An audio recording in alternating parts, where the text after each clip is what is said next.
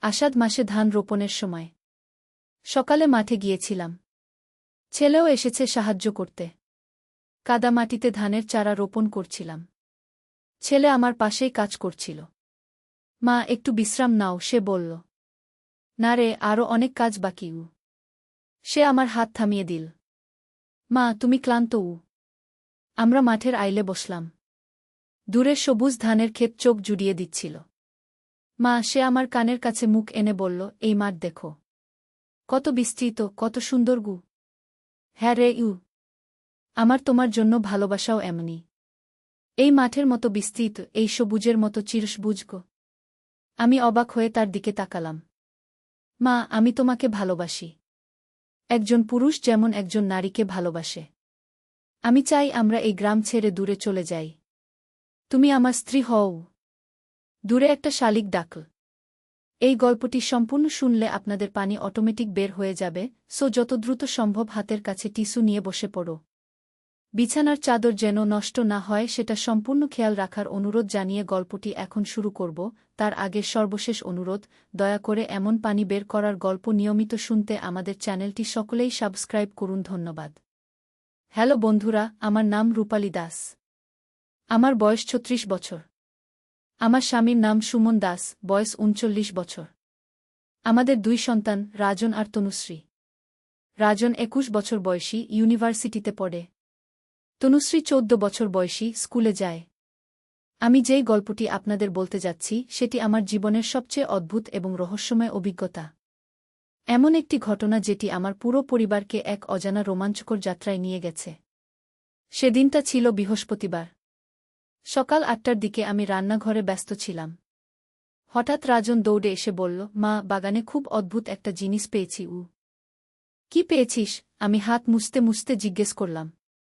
একটা পুরনো বাক্স। কিন্তু এটা সাধারণ বাক্স না মা। এটার উপর অদ্ভুত কিছু লেখা আছে। আর বাক্সটা একেবারে নতুনের মতো লাগছে, অথচ মনে হচ্ছে অনেক পুরনো। আমি কৌতূহলী হয়ে তার সাথে বাগানে গেলাম। আমাদের বাড়ির পেছনে ছোট্ট একটা বাগান আছে। সেখানে আমি সবজি আর ফুলের চাষ করি। রাজন পুরনো পেয়ারা গাছের নিচে একটা জায়গা দেখিয়ে বলল, ওই দেখো মা, ওইখানে গিয়ে। আমি তাকিয়ে দেখলাম একটা কালো রঙের বাক্স পড়ে আছে। বাক্সটা দেখতে অনেকটা সিনেমার ট্রেজার বক্সের মতো। কিন্তু সত্যিই অদ্ভুত ব্যাপার হল, বাক্সটা একেবারে পরিষ্কার। কোনো ধুলোবালি নেই, কোনো মরিচা নেই। কখন থেকে এটা এখানে? আমি জিজ্ঞেস করলাম। জানি না মা। আজ সকালে টমেটো তুলতে এসে দেখলাম। আমি বাক্সটা কাছ থেকে দেখলাম। এটার উপর সত্যিই অদ্ভুত কিছু লেখা। মনে হচ্ছে সংস্কৃত বা আরবি ভাষায়। কিন্তু লেখাগুলো যেন আলো ছড়াচ্ছে। সূর্যের আলোতেও এগুলো চকচক করছে। এটা তুলে ঘরে নিয়ে যা, আমি বললাম। রাজন বাক্সটা তুলতে গেল, কিন্তু অবাক হয়ে দেখলাম বাক্সটা অনেক ভারী। রাজন বেশ শক্তিশালী ছেলে, কিন্তু একা পারছে না। আমি সাহায্য করি, আমি বললাম। আমরা দুজনে মিলে বাক্সটা তুললাম। আশ্চর্যের ব্যাপার হল, আমরা দুজন যখন একসাথে ধরলাম তখন বাক্সটা হালকা লাগল, যেন পালকের মতো। এটা কি জাদুর বাক্স নাকি? রাজন হাসতে হাসতে বলল। আমরা বাক্সটা ড্রয়িং রুমে রেখে দিলাম। এরপর আমি রান্না শেষ করে এলাম। সুমন অফিস থেকে ফিরে আসার পর আমি তাকে বাক্সটার কথা বললাম। কোথা থেকে এলো এটা? সুমন অবাক হয়ে জিজ্ঞেস করল। সেটাই তো জানি না। রাজন বাগানে পেয়েছে গি। সুমন বাক্সটা ভালো করে দেখল। এই লেখাগুলো দেখো। এগুলো তো সাধারণ কোনো ভাষা না গি। তনুশ্রী স্কুল থেকে ফিরে এসে বাক্সটা দেখেই চিৎকার করে উঠল, ওয়াও! এটা কোথা থেকে এলো? তুই কি এগুলো পড়তে পারিস? সুমন তনুশ্রীকে জিজ্ঞেস করল। তনুশ্রী মাথা নাড়ল, না বাবা, কিন্তু এগুলো দেখে মনে হচ্ছে এটা কোনো গোপন ভাষা। রাতে খাওয়া দাওয়ার পর আমরা সবাই বসলাম বাক্সটা নিয়ে আলোচনা করতে। বাক্সটা খোলার চেষ্টা করলাম, কিন্তু কোনো তালা নেই, কোনো চাবি নেই। কিন্তু খুলছে না। হয়তো এটার একটা গোপন সিস্টেম আছে, রাজন বলল। কিন্তু সেটা কি? আমি জিজ্ঞেস করলাম। এমন সময় হঠাৎ তনুশ্রী বলল, মা, আমার মনে হচ্ছে এই লেখাগুলো আমাদের পরিবারের কারো নাম। মানে? সুমন অবাক হয়ে জিজ্ঞেস করল। আমি জানি না কেন, কিন্তু এই লেখা দেখে আমার মনে হচ্ছে এটা আমাদের পরিবারের সাথে সম্পর্কিত। তনুশ্রী যা বলল সেটা শুনে আমাদের সবার গায়ে কাঁটা দিয়ে উঠল। একটা বাচ্চা মেয়ে কি করে এমন কিছু বুঝতে পারে? তুই কি করে জানলি? আমি জিজ্ঞেস করলাম।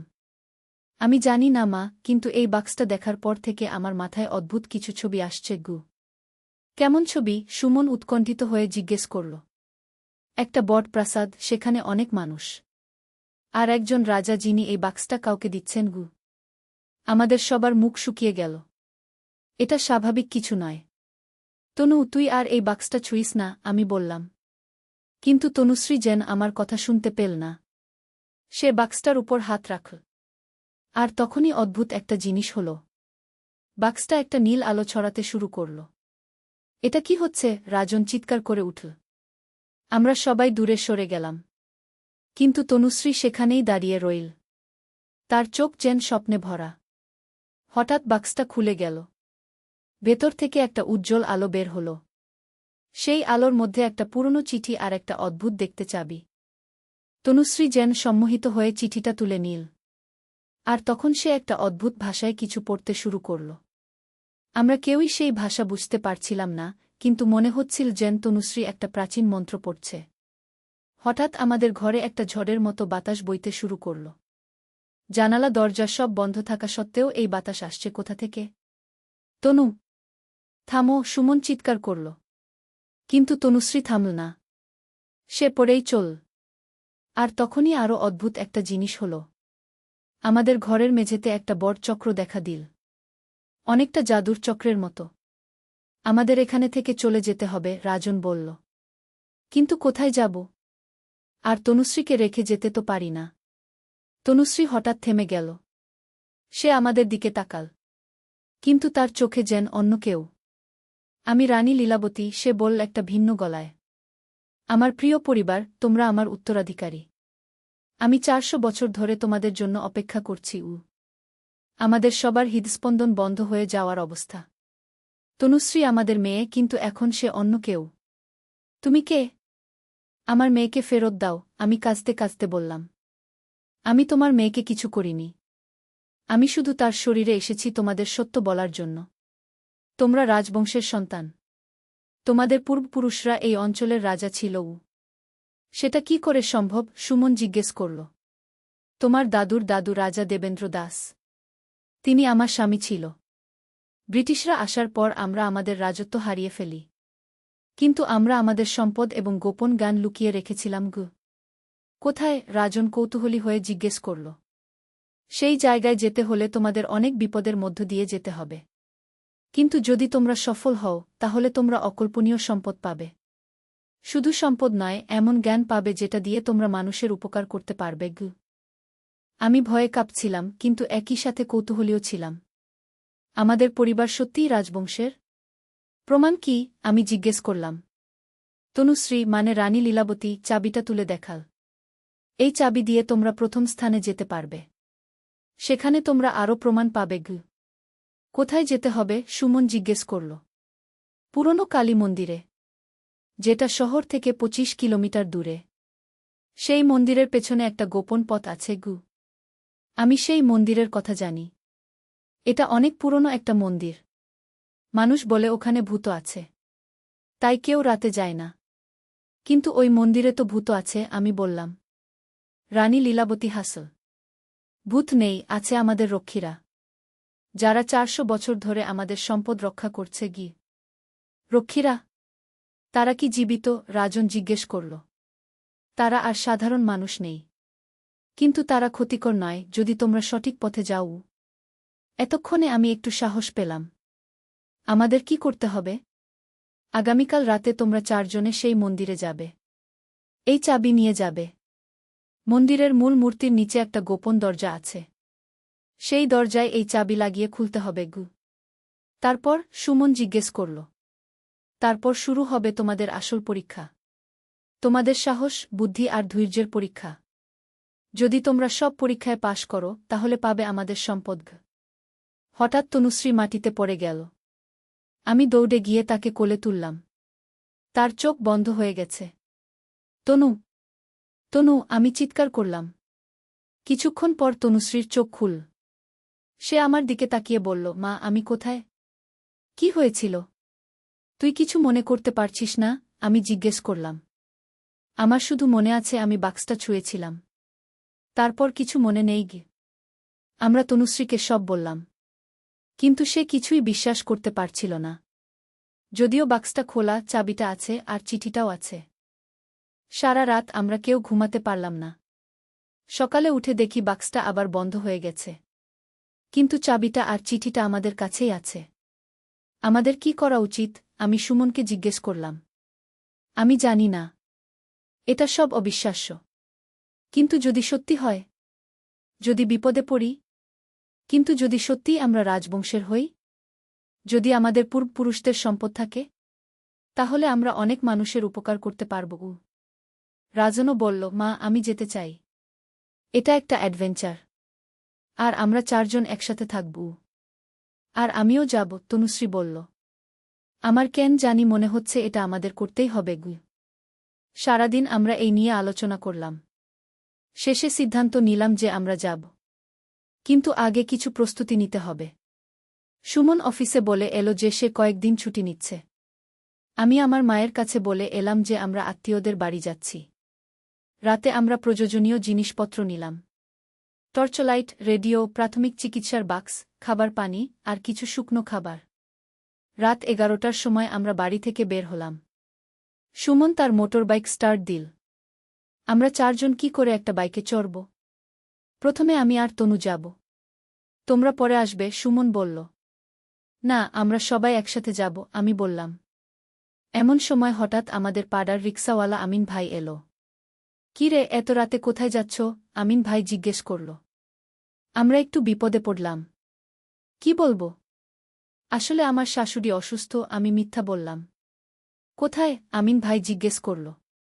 পুরনো কালী মন্দিরের কাছে গি। আমিন ভাই চমকে গেল। ওইদিকে এত রাতে? ওই এলাকায় তো অনেক সমস্যা গে।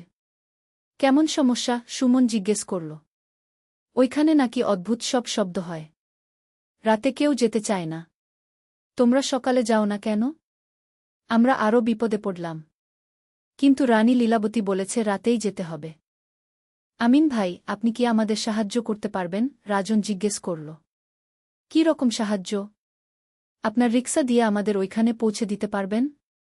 আমিন ভাই মাথা নাড়ল। না রে ভাই, আমি ওইখানে রাতে যেতে পারব না। তোমরা বাস নিয়ে যাও। কিন্তু এত রাতে বাস পাওয়া যাবে না। আর আমরা 4 জন বাইকেও যেতে পারব না। হঠাৎ তনুশ্রী বলল, আমার মনে হচ্ছে আমাদের হেঁটেই যেতে হবে। গি হেঁটে? 25 কিলোমিটার? আমি অবাক হয়ে বললাম। হ্যাঁ মা। আর আমার মনে হচ্ছে এটাই ঠিক পথ। আমিন ভাই চলে যাওয়ার পর আমরা হাঁটা শুরু করলাম। রাত 12টা বেজে গেছে। রাস্তা ফাঁকা। শুধু আমাদের পায়ের শব্দ আর দূরে কোথাও একটা কুকুরের ডাকাডাকি। প্রথম দিকে রাস্তা ভালো ছিল। স্ট্রিট লাইট ছিল। কিন্তু শহরের বাইরে আসার পর অন্ধকার ঘন হয়ে এলো। আমরা টর্চলাইট জ্বালালাম। মা, তুমি ঠিক আছো তো? রাজন জিজ্ঞেস করল। হ্যাঁ রে, আমি ঠিক আছি। তুই কেমন আছিস? আমি ভালো। কিন্তু একটা অদ্ভুত অনুভূতি হচ্ছে। মনে হচ্ছে কেউ আমাদের অনুসরণ করছে। গি আমি পেছনে তাকালাম। কিছু দেখা যাচ্ছে না। কিন্তু সত্যিই একটা অস্বস্তিকর অনুভূতি হচ্ছে। বাবা, আমারও তাই মনে হচ্ছে, তনুশ্রী বলল। সুমন থামল। তোমরা সবাই শোনো। আমরা যদি সত্যিই বিপদে পড়ি তাহলে সবাই একসাথে থাকব। কেউ আলাদা হয়ে যাবে না। গি আমরা আবার হাঁটা শুরু করলাম। 1 ঘন্টা হাঁটার পর আমরা একটা পুরনো পুলের কাছে পৌঁছলাম। পুলটার নিচ দিয়ে একটা ছোট নদী বয়ে যাচ্ছে। পানির কলকল শব্দ। এখানে একটু বিশ্রাম নিই, আমি বললাম। আমরা পুলের উপর বসলাম। পানির বোতল খুলে পানি খেলাম। দেখো, ওই দূরে একটা আলো জ্বলছে, রাজন দেখিয়ে বলল। আমি তাকিয়ে দেখলাম সত্যিই একটা আলো জ্বলছে। কিন্তু এটা সাধারণ বাতির আলো না। এটা একটু নীলচে। ওটা কি? তনুশ্রী জিজ্ঞেস করল। জানি না। হয়তো কোনো বাড়িঘর। কিন্তু আলোটা আমাদের দিকেই আসছে বলে মনে হচ্ছে। আমরা উঠে পড়ি, সুমন বলল। আমরা উঠে দাঁড়ালাম। কিন্তু আলোটা আরও কাছে এসে গেছে। এখন দেখা যাচ্ছে এটা একটা লণ্ঠন। আর লণ্ঠন হাতে একজন বয়স্ক মানুষ আমাদের দিকে আসছে। ভয় পেও না, সেই বয়স্ক মানুষ বলল। আমি তোমাদের বন্ধু গো। তিনি আমাদের কাছে এসে দাঁড়ালেন। লম্বা সাদা দাড়ি, সাদা চুল। কিন্তু তার চোখে একটা অদ্ভুত তেজ। আপনি কে? সুমন সতর্কতার সাথে জিজ্ঞেস করল।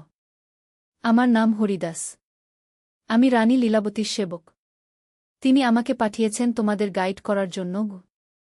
আমাদের সবার চোখ বড় হয়ে গেল। এটা কি করে সম্ভব? আপনি কি করে জানলেন আমরা আসব? আমি জিজ্ঞেস করলাম। রানী লীলাবতী সব জানেন। তিনি আমাকে বলেছেন তোমরা আজ রাতে আসবে। আর তোমাদের সাহায্যের প্রয়োজন হবে। কি ধরনের সাহায্য? রাজন জিজ্ঞেস করল। পথটা সহজ নয়। অনেক বিপদ আছে। আর কিছু জায়গায় গোপন পথ আছে যেগুলো তোমরা নিজেরা খুঁজে পাবে না। আমরা একে অপরের দিকে তাকালাম। এই লোকটাকে বিশ্বাস কি করব? আপনার প্রমাণ কি যে আপনি সত্যিই রানী লীলাবতীর সেবক? সুমন জিজ্ঞেস করল। হরিদাস তার পকেট থেকে একটা ছোট্ট পদক বের করল।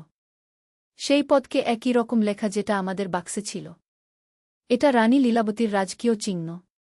শুধু তার বিশ্বস্ত সেবকরাই এটা রাখতে পারে।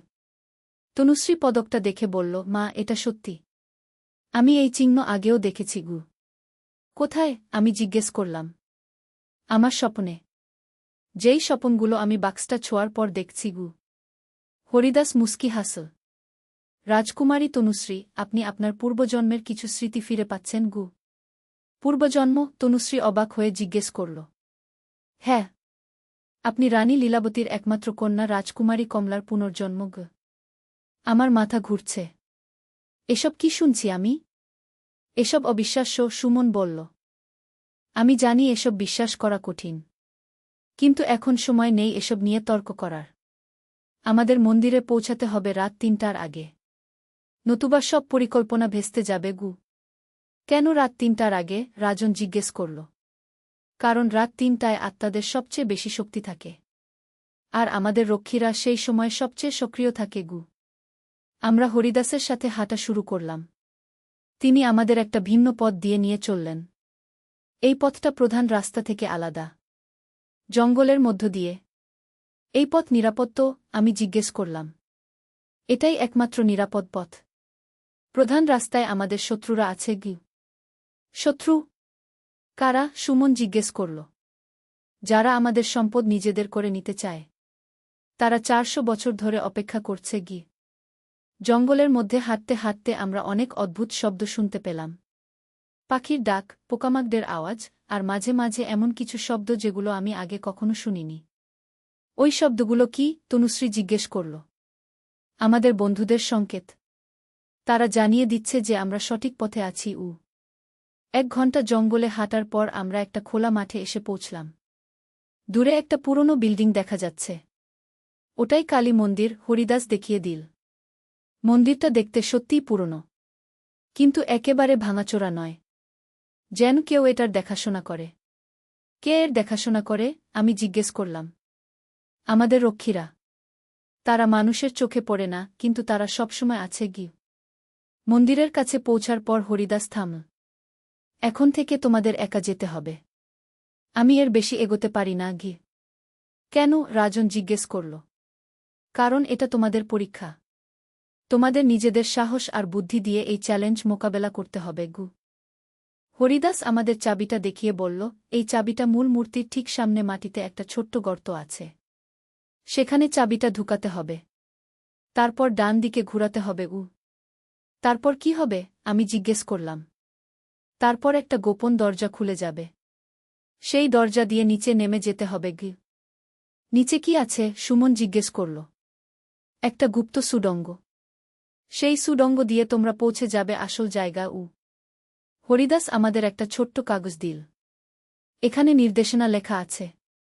কিন্তু মনে রাখবে, পথে অনেক পরীক্ষা আছে। কোনো পরীক্ষায় ভুল উত্তর দিলে তোমরা ফিরে আসতে পারবে না। আমার গলা শুকিয়ে গেল। মানে আমরা মরে যাব? মরবে না, কিন্তু সেই জায়গা আটকে থাকবে চিরকালের জন্য। তনুশ্রী সাহস করে বলল, আমরা পারব। আমার বিশ্বাস আছে। তাহলে যাও। আর মনে রাখো, যা কিছু দেখবে ভয় পেও না। সত্যিকারের বিপদ তখনই যখন তোমরা ভয় পাবে। হরিদাস আমাদের বিদায় জানিয়ে অন্ধকারে হারিয়ে গেল। আমরা ৪ জন মন্দিরের দিকে এগিয়ে গেলাম। মন্দিরের দরজা খোলা। ভেতরে একটা বট কালী মূর্তি। মূর্তির সামনে কিছু প্রদীপ জ্বলছে। কে এই প্রদীপগুলো জ্বালিয়ে রেখেছে? রাজন জিজ্ঞেস করল। জানি না, কিন্তু এটা ভালো আলো আছে কি। আমরা মূর্তির কাছে গিয়ে মাটির দিকে তাকালাম। সত্যিই একটা ছোট্ট গর্ত আছে। সুমন চাবিটা সেই গর্তে ঢুকাল। তারপর ডান দিকে ঘুরাল। সাথে সাথেই একটা অদ্ভুত শব্দ হল। মাটি কাঁপতে শুরু করল। মূর্তির ঠিক পেছনে মেঝের একটা অংশ সরে গেল। সেখানে একটা সিঁড়ি দেখা গেল। এই সিঁড়ি দিয়ে নামতে হবে, তনুশ্রী বলল। আমরা টর্চলাইট জ্বালিয়ে সিঁড়ি দিয়ে নামতে শুরু করলাম। সিঁড়িটা অনেক গভীর। মনে হচ্ছে মাটির অনেক নিচে নিয়ে যাচ্ছে। 10 মিনিট নামার পর আমরা একটা বট কক্ষে এসে পৌঁছলাম। কক্ষটার দেওয়ালে অনেক ছবি আঁকা। মশাল জ্বলছে। এই ছবিগুলো দেখো, রাজন বলল। ছবিগুলো দেখে আমার চোখ বড় হয়ে গেল। এগুলো আমাদের পূর্বপুরুষদের ছবি। রাজারানী, রাজকুমার, রাজকুমারী। এই দেখো, এই ছবিটাতে তো তনুর মতো দেখতে একজন, আমি দেখিয়ে বললাম। সত্যিই সেই ছবিতে একজন রাজকুমারী আছে যাকে দেখতে অনেকটা তনুশ্রীর মতো। এটাই রাজকুমারী কমলা, একটা গলা শোনা গেল। আমরা সবাই চমকে গেলাম। কিন্তু কেউ দেখা যাচ্ছে না। কে বলছে? সুমন চিৎকার করল। আমি রক্ষী বীরেন্দ্র। তোমাদের স্বাগতম গু। হঠাৎ বাতাসে একটা অবয়ব দেখা দিল। অনেকটা মানুষের মতো, কিন্তু স্বচ্ছ। তুমি কে? আমি কাঁপতে কাঁপতে জিজ্ঞেস করলাম। আমি রাজা দেবেন্দ্র দাসের প্রধান সেনাপতি ছিলাম। আমার মৃত্যুর পর রানী লীলাবতী আমাকে অনুরোধ করেছিলেন এখানে থেকে এই সম্পদ রক্ষা করতে গু। তুমি ভূত? তনুশ্রী জিজ্ঞেস করল। আমি আত্মা। কিন্তু আমি তোমাদের ক্ষতি করব না। আমি তোমাদের সাহায্য করব। বীরেন্দ্র আমাদের কক্ষের অপর প্রান্তে একটা দরজা দেখিয়ে বলল, ওই দরজা দিয়ে তোমাদের পরবর্তী কক্ষে যেতে হবে। কিন্তু সেখানে তোমাদের প্রথম পরীক্ষা গ। কি ধরনের পরীক্ষা? রাজন জিজ্ঞেস করল। বুদ্ধির পরীক্ষা। তোমাদের একটা ধাঁধার সমাধান করতে হবে। আমরা সেই দরজা দিয়ে পরের কক্ষে গেলাম। সেখানে দেওয়ালে একটা বড় পাথরে কিছু লেখা। তনুশ্রী লেখাটা পড়ল, আমি দিনে ছোট, রাতে বড়। আমি আছি কিন্তু আমাকে ধরা যায় না। আমি অনেক রূপ নিতে পারি। আমি কি? আমরা সবাই চিন্তা করলাম। এটার উত্তর কি? ছায়া, রাজন বলল। কিন্তু কিছু হল না। না, এটা ছায়া নয়, আমি বললাম। ছায়া রাতে ছোট থাকে গু। তাহলে কি? সুমন জিজ্ঞেস করল। তনুশ্রী হঠাৎ বলল, স্বপ্ন। দিনে আমরা কম স্বপ্ন দেখি, রাতে বেশি। আর স্বপ্নকে ধরা যায় না, কিন্তু এটা অনেক রূপ নিতে পারে গি। তনুশ্রী কো স্বপ্ন বলার সাথে সাথে দেওয়ালে একটা দরজা খুলে গেল। বাহ, তুই ঠিক বলেছিস, রাজন বলল। আমরা পরবর্তী কক্ষে গেলাম। এই কক্ষটা আগেরটার চেয়ে বড়। এখানে মাঝখানে একটা বড় গর্ত। আর গর্তের উপর দিয়ে একটা সরু পথ। এটা কি? আমি জিজ্ঞেস করলাম। বীরেন্দ্রর আওয়াজ শোনা গেল, এটা সাহসের পরীক্ষা। তোমাদের একজন একজন করে এই পথ দিয়ে পার হতে হবে। কিন্তু মনে রাখো, নিচে তাকিও না গে। নিচে কি আছে? সুমন জিজ্ঞেস করল। তোমাদের সবচেয়ে বড় ভয়। যদি নিচে তাকাও তাহলে সেই ভয়ের মধ্যে পড়ে যাবে। সুমন প্রথমে যাওয়ার জন্য এগিয়ে এল। কিন্তু আমি তাকে থামালাম। না, আমি প্রথমে যাব। কেন? এটা বিপজ্জনক। কারণ আমি মা। আমার সন্তানদের আগে আমাকে নিরাপত্তা নিশ্চিত করতে হবে গি। আমি সরু পথে পা রাখলাম। পথটা মাত্র 1 ফুট চওড়া। 2 পাশে গভীর গর্ত। আমি সামনের দিকে তাকিয়ে ধীরে ধীরে এগোতে শুরু করলাম। কিন্তু নিচ থেকে অদ্ভুত সব আওয়াজ আসতে লাগল। রূপালি, নিচে তাকাও। দেখো তোমার সবচেয়ে প্রিয় মানুষগুলো কি অবস্থায় আছে। আমি জানি এটা কোনো ফাঁদ। কিন্তু আওয়াজটা আমার মনে সন্দেহ জাগাচ্ছে। মা, নিচে তাকিও না, তনুশ্রী চিৎকার করল। আমি তনুর কথা শুনে সামনের দিকেই তাকিয়ে রইলাম। 5 মিনিট পর আমি অপর পাড়ে পৌঁছলাম। এবার তোমার পালা, আমি সুমনকে বললাম। সুমনও সফলভাবে পার হল। তারপর রাজন। সবশেষে তনুশ্রী।